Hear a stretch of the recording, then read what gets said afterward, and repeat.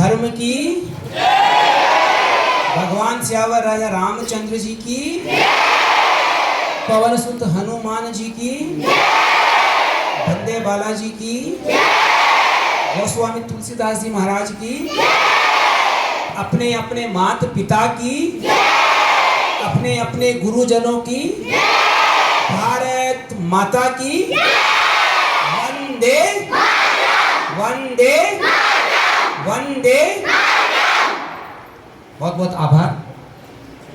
Are के public school के सभी अध्यापकों को मैं बहुत बहुत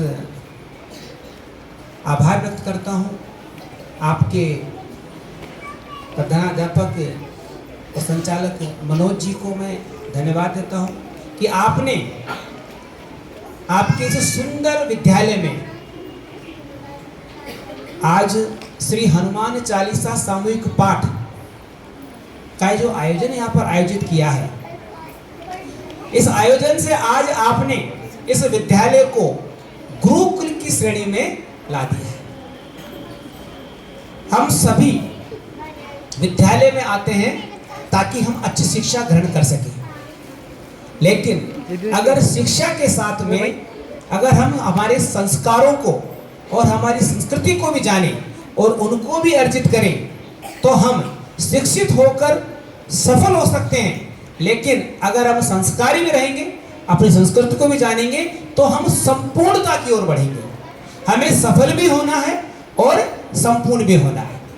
हमें हमारे माता पिता का, हमारे गुरुजनों का, हमारे राष्ट्र का, संपूर्ण मानव जाति का ध्यान भी हमको रखना है और संपूर्ण मानव जाति के लिए भी हमें उपयोगी सिद्ध होना है। ये संकल्प हम विद्यालय के अंदर विद्या के माध्यम से तो लेते ही हैं कि हम सफल होंगे, लेकिन आज इस हनुमान चालीसा सामूहिक पाठ के माध्यम से जो कि आयोजन यहाँ पर आयोजित किया जा रहा है, शिक्षा के साथ संस्कार भी जरूरी है ताकि आप आने वाले समय में अच्छे नागरिक बने, आप सफल भी हो और अच्छे नागरिक भी हो, आप संपूर्ण भी बने, जिससे कि आप सबके लिए उपयोगी हो। आपको मैं कुछ संकल्प आपको आज यहाँ पर लेने हैं। सभी बच्चे जो संकल्प आपको बता रहा हूँ, उन संकल्प को आपको सबको लेना है आज और उनका ध्यान भी रखना है।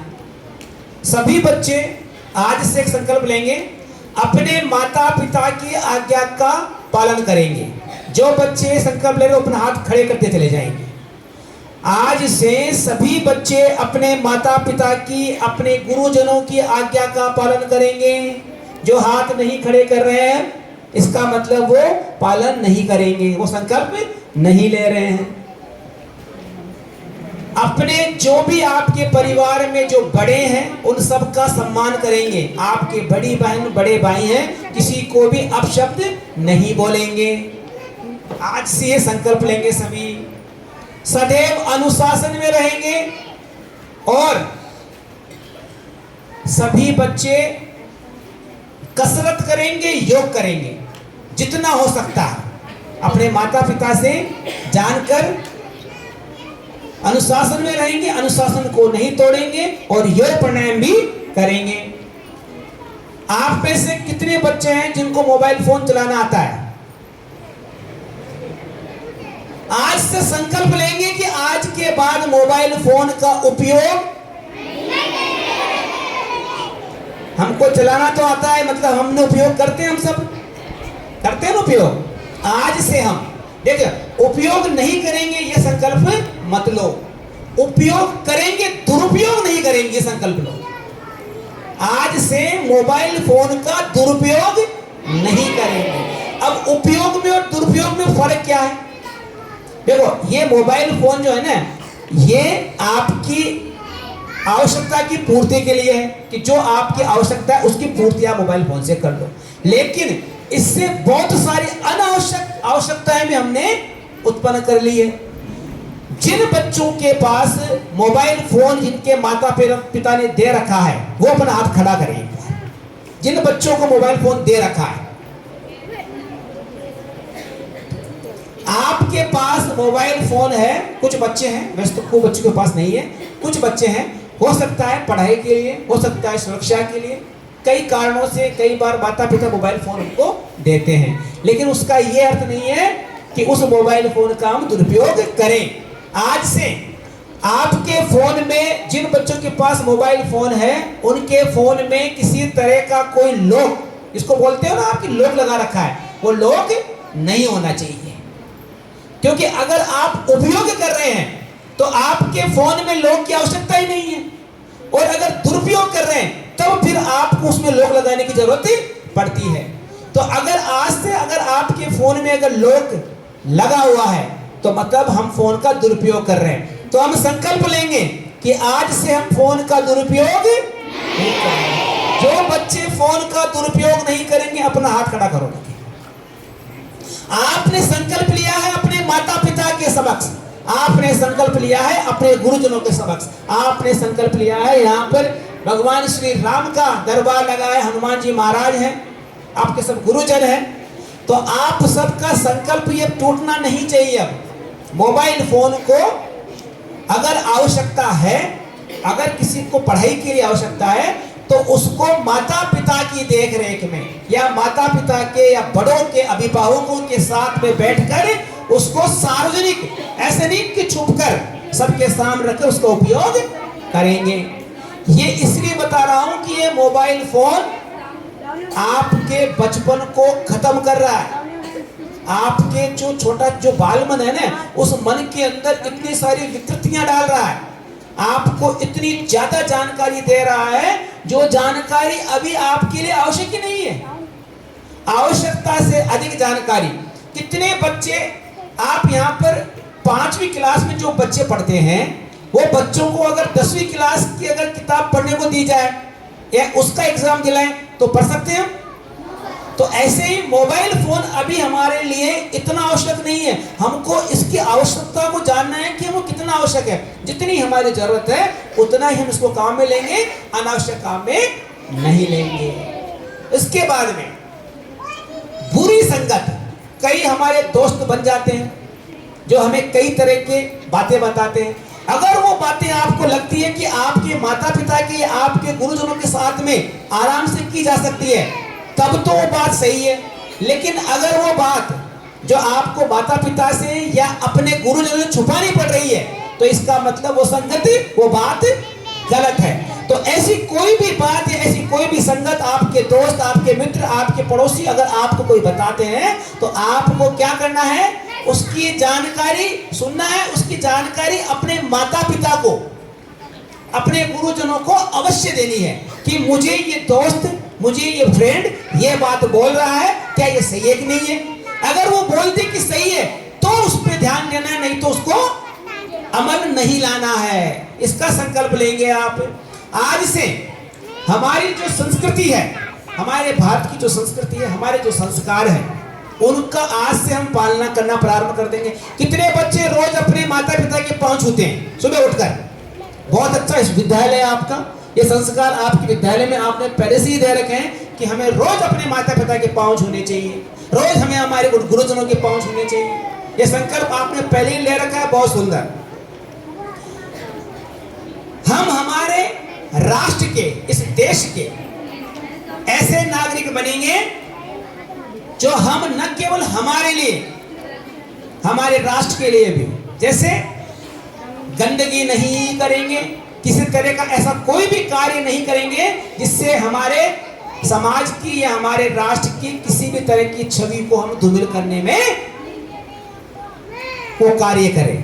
तो हमको क्या करना है कि हमारे राष्ट्र की जो संपदा है उसका भी हमको ध्यान रखना है। जैसे कई बार होता है, सार्वजनिक चीजें होती है, कुछ उद्दंड बच्चे उनको तोड़ देते हैं, गिरा देते हैं, वो हमको नहीं करना है। अगर कोई ऐसा कर रहा है तो उसके बारे में आकर अपने माता पिता गुरुजनों को अवश्य बताएं कि कुछ बच्चे ऐसे ऐसे कर रहे हैं। यह हमको संकल्प आज से लेना है। और 8वां संकल्प आपको आज से, देखिए ये सारी बातें इसलिए की जा रही है ताकि आप शिक्षित भी हो और संस्कारी भी हो। 8वां संकल्प जब आप लेने जा रहे हो, उससे पहले कितने बच्चे हैं जिनको पढ़ाई से डर लगता है? अध्यापक खड़े इसलिए नहीं, जो मन में है वो बताना। कितने बच्चे हैं जिनको पढ़ाई से डर लगता है? कितने बच्चों, खुल के हाथ खड़ा करो। बिल्कुल, जिनको डर लगता है, मुझे भी लगता है डर पढ़ाई से। मुझे भी पढ़ाई से डर लगता था। क्यों? क्योंकि हमारे जो हम शिक्षा ले रहे हैं उसमें वो हमें समझ में नहीं आ रहा है, इसलिए तो लगता है डर कि हम परीक्षा में फेल हो जाएंगे, हम पास नहीं होंगे, हमें समझ में नहीं आ रहा, इसलिए तो डर लगता है। अब वो जो डर लगता है, उस डर को अपने भीतर अगर आप अंदर रख लोगे तो वो आपके लिए एक दिन बहुत बड़ा डर बन जाएगा और आपको मानसिक रूप से ही नहीं, आपको शारीरिक रूप से भी नुकसान दे सकता है। तो अगर आपको विद्या ग्रहण करने में किसी भी तरह का अगर डर लगता है तो उस डर को दूर करने के लिए प्रयत्न करें। और हर बच्चे के भीतर इतनी सामर्थ्य शक्ति है कि वो डर को दूर कर सकता है। कितने बच्चों को नकारात्मक विचारों से डर लगता है कि कुछ हो जाएगा, कुछ गड़बड़ हो जाएगी? कितने बच्चों को डर लगता है? उस डर को दूर करने का एक सरल उपाय बता रहा हूं। कितने बच्चों को परीक्षा से डर लगता है? ये जो डर है ना भीतर, इस डर को दूर करने का एक उपाय बता रहा हूं आपको। हनुमान चालीसा कितने बच्चों को आती है? बहुत सुंदर।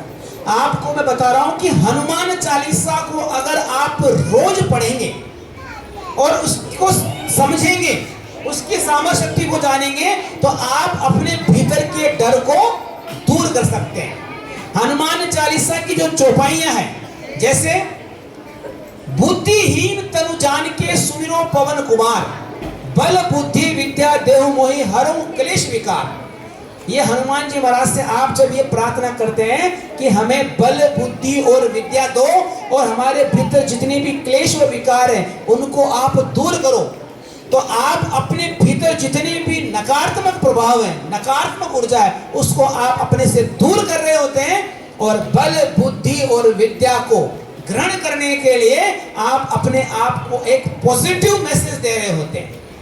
देखिए, आप जैसा आप लोग सोचेंगे, जैसे आप विचार करेंगे, वैसी वैसी चीजें आपकी ओर आकर्षित होती चली जाएंगी। अगर आप अपने भीतर डर को, असफलता को अपने भीतर आकर्षित करेंगे कि मुझे डर लगता है कहीं असफल नहीं हो जाऊं, तो उसमें आपके भीतर, आपके आसपास ऐसा ही माहौल बन जाएगा, समझने में दिक्कत आएगी, डर लगेगा। लेकिन जैसे ही आपके भीतर आप ये भाव लाएंगे कि मेरे अंदर इतनी शक्ति है, सकारात्मक ऊर्जा है, हनुमान जी महाराज मेरे साथ में हैं और मेरे अंदर इतनी ऊर्जा है कि मैं सभी तरह की नकारात्मक शक्तियों से लड़ सकता हूं और मैं जीवन के अंदर सफल होके रहूंगा।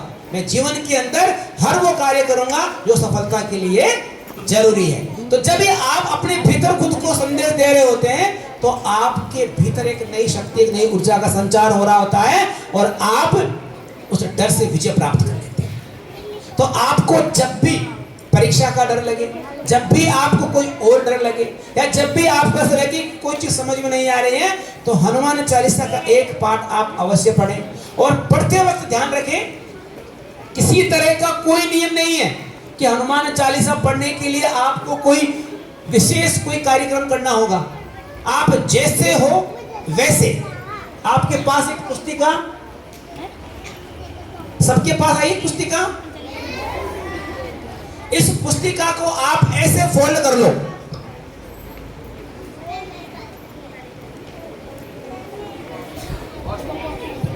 इसको फोल्ड कर लो। अब इस पुस्तिका में जो 40 चौपाइयां और 3 दोहे लिखे हुए हैं, इनको केवल मात्र पढ़ना है। कितने बच्चों को हिंदी पढ़ना आता है? सभी को आता है। तो आपको और कुछ आने की आवश्यकता भी नहीं है। जरूरी नहीं है कि आपको नाकरी हनुमान चालीसा पढ़नी है। अगर नहीं नाते हो तो भी पढ़ सकते हो। खाना खा लिया है उसके बाद भी पढ़ सकते हो, बैठकर पढ़ सकते हो, अगर दिक्कत हो तो बिस्तर पर लेटकर भी पढ़ सकते हो। आपको अगर खड़े खड़े पढ़नी तो खड़े खड़े पढ़ सकते हो। आपको जैसी आपकी अवस्था, जैसी आपकी इच्छा, केवल मात्र एक कार्य करना है, हनुमान चालीसा को पढ़ना है जैसे आप पुस्तक पढ़ते हैं। अगर आप इसको ऐसा पढ़ते हैं तो आप हनुमान चालीसा की 40 चौपाइयों का जो प्रभाव है वो आप अपने भीतर महसूस करेंगे। जैसे इसमें एक चौपाई है, जय हनुमान ज्ञान गुण सागर, जय कपीश तिहुँ लोक उजागर। आप क्या कर रहे हो हनुमान जी महाराज, आप कौन हो? ज्ञान और गुण के सागर। समुद्र होता है ना, वैसे ज्ञान गुण के सागर हो। तो अगर कोई सागर है, उनसे आप थोड़ा पानी मांग रहे हैं, तो पानी कितना ले सकते हैं आप? जितनी आपकी आवश्यकता है। तो आप इन चौपाइयों को जब पढ़ें तो इनको धीरे धीरे इनके अर्थ को भी समझना प्रारंभ करें। और प्रतिदिन सुबह और शाम कम से कम एक बार सुबह और एक बार शाम को तो हनुमान चालीसा का एक एक पाठ आप अवश्य पढ़ें। आप जब आप उसको पढ़ेंगे तो आप स्वयं महसूस करेंगे कि हमारे भीतर जितने भी नेगेटिव थॉट है, नेगेटिव विचार है, वो दूर हो रहे हैं और हमारे अंदर आत्मविश्वास बढ़ रहा है। और अगर हमारा आत्मविश्वास बढ़ गया तो हम किसी भी कार्य को सफलतापूर्वक कर सकते हैं, कर सकते हैं। yes. तो अब हम यहाँ पर एक हनुमान चालीसा का पाठ करेंगे, सब मिलकर सामूहिक पाठ करेंगे हम, जिससे उस ऊर्जा को महसूस कर सकें। अभी हनुमान चालीसा आपने पढ़ी है, उस ऊर्जा को सामूहिक रूप से अगर हम उस ऊर्जा को उत्पन्न करें तो उस ऊर्जा का कितना प्रभाव हमको मिलता है वो अभी हम सब लोग यहाँ पर जानेंगे। आप सबके पास पुस्तिका है, उस पुस्तिका को खोलकर अपने सामने रखेंगे आप, और संकट ते हनुमान छुड़ावे, मन क्रम वचन ध्यान जो लावे। इस चौपाई का अर्थ है कि जो भी बच्चा या जो भी व्यक्ति मन में वचन में अपने कर्म से हनुमान जी महाराज का ध्यान लगाएगा, उसको सभी संकटों से हनुमान जी महाराज छुड़ाने के लिए स्वयं आपके साथ में बराबर भाई की तरह खड़े होंगे। तो आपको क्या करना है, हनुमान चालीसा को मन में भी पढ़ना है, वचन से मुख से भी पढ़ना है, और कर्म से। आप सब लोग हनुमान चालीसा करने के लिए यहाँ सब एकत्रित हुए हो, यानी कि आज आपने कर्म किया है हनुमान चालीसा पढ़ने के लिए। तो आज आपने मन कर्म वचन से हनुमान चालीसा यहाँ पर पढ़ने का कार्य किया है। आपके पास जो हनुमान चालीसा है उसकी एक लाइन मैं पढ़ूंगा माइक से, वो लाइन आपको सबको क्या पढ़नी है? मन में। जैसे श्री गुरु चरण सरोज रज निज मन मुकुर सुधारी, ये आपको क्या करनी है? मन में पढ़नी है। इसको मैं पढ़ूंगा माइक से। फिर दूसरी लाइन है वर्णव रघुवर विमल जसु जोदा एक फलचारी, वो आपको सबको मिलकर साथ में पढ़नी है, सामूहिक रूप से पढ़नी है। ऐसे ही जब चौपाइयां प्रारंभ होगी तो आधी चौपाई पढ़ूंगा मैं, जय हनुमान ज्ञान गुण सागर, वो आपको पढ़नी है मन में। और जो दूसरी बची हुई चौपाई है जय कपीश तिहुँ लोक उजागर, वो आपको पढ़नी सबको साथ में। एक अपन अभ्यास कर लेते हैं। श्री गुरु चरण सरोज रज निज मन मुकुर सुधारी, बुद्धिहीन तनु जानिके सुमिरो पवन कुमार, जय हनुमान ज्ञान गुण सागर। बहुत सुंदर। सबको साथ में पढ़ना है, किसी को आगे पीछे नहीं होना है, किसी को बहुत तेज नहीं होना है, सबको समान रूप से। सामूहिक का अर्थ क्या है कि सभी व्यक्ति किसी कार्य को करते हैं, सामूहिक बल लगाना होता है तो सब अपना थोड़ा बल लगाते हैं ना, तो सबको सामूहिक रूप से बल लगाना है। कोई तेज नहीं जाएगा, कोई धीरे नहीं रहेगा। और हम सब हनुमान चालीसा पढ़ने के लिए अपने स्थान पर खड़े हो जाएं।